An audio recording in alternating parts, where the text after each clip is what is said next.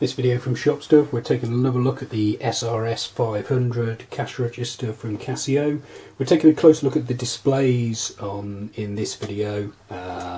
You've got a bright blue multi-line operator display, which is very useful because it enables operators to check through an order and makes it very easy to correct a mistake. So we keep entering items in, they're all showing on the display, and if you've spotted a mistake you can simply arrow through the screen and basically remove the one that you want to remove.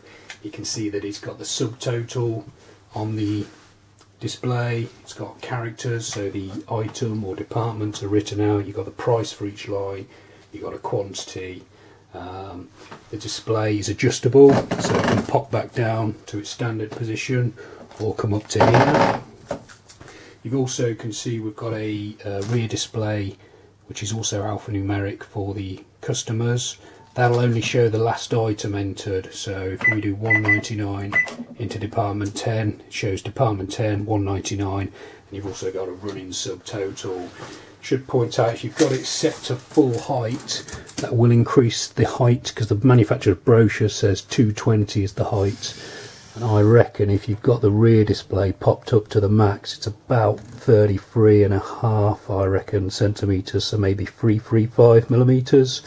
So just bear that in mind if you want to use the pop-up, that it's going to increase the height from what's shown in the brochure.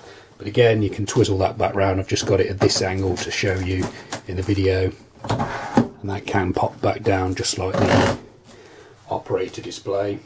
So the displays are brilliant, basically a vast improvement on anything any manufacturer's done at this level before.